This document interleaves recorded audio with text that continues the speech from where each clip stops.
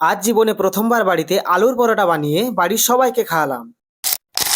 রাধে রাধে বন্ধুরা, আমি তুফান। আজকের ভিডিওটা একটু আলাদা, কারণ আজ আমি জীবনে প্রথমবার বানাতে চলেছি আলুর পরোটা। তবে এর আগে আমি কোনোদিনই বানাইনি, জানি না কেমন হবে। এই পরোটা বানাতে হলে প্রথমে আলু সিদ্ধ করে নিতে হবে। এরপর পরিমাণ মতন আটা নিয়ে নিলাম, এতে একটুখানি ঘি আর একটুখানি লবণ, তার সঙ্গে একটুখানি বিট লবণ দিয়ে জল দিয়ে ভালো করে মাখিয়ে নিলাম। আটা মাখানো হয়ে গেলে মিনিট 15 মতন রেখে দিতে হবে। এরপর সেদ্ধ আলুটাকে মেখে নিতে হবে। আলুতে পরিমাণ মতন লবণ, কিছুটা ধনেপাতা কুচানো আর কাঁচা লঙ্কা কুচানো, আর এর সঙ্গে পেঁয়াজ কুচিও দিতে পারো, তাতে স্বাদ আরো ভালো হয়। তবে আজ আমি দিচ্ছি না, কারণ আজ বৃহস্পতিবার। আর এর সঙ্গে ভেজে রাখা জিরে গুঁড়ো পরিমাণ মতন দিয়ে দিলাম। এরপরে ভালো করে মেখে নিলাম। এর সঙ্গে তোমরা ধনে গুঁড়ো দিতে পারো, তাতে স্বাদ আরো ভালো হয়। আর তোমরা যারা আমার মতন আলুর পরোটা কিভাবে বানাতে হয় ভালোভাবে জানো না, তারা এই ভিডিওটা শেষ পর্যন্ত দেখো। আমি গ্যারান্টি দিচ্ছি তোমরা খুব সহজেই খুব সুন্দর এই টেস্টি আলুর পরোটা বানিয়ে নিতে পারবে। এরপরে আটাটাকে ঠিক রুটি বা লুচির মতন করে এইভাবে একটু বড় বড় করে লেচি কেটে নিতে হবে। আর তারপরে ঠিক এরকম ভাবে গোল গোল করে আলুর পুরটাকে ঠিক এইভাবে দিয়ে ঢাকা দিয়ে দিতে হবে। ঠিক এইভাবেই সবগুলো আমি করে নিলাম। এরপরে সবকটাতে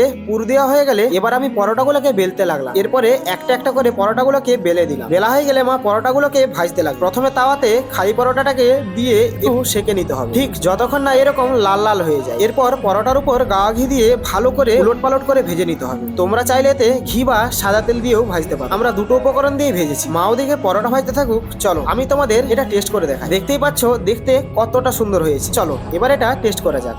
ও সত্যি এরকম স্বাদ হবে আমি যেটা আশাই করিনি। সত্যি বলতে খেতে এটা কিন্তু দারুণ লাগছে। ভিডিওটি ভালো লাগলে লাইক দিয়ে শেয়ার করো, আর এমন গ্রামীণ ঘরোয়া ভিডিও পেতে পেজটিকে আমার ফলো করতে ভুলো না কিন্তু। তো চলো দেখা হচ্ছে পরবর্তী একটা ভিডিওতে। ততক্ষণ সবাই সুস্থ থেকো, ভালো থেকো।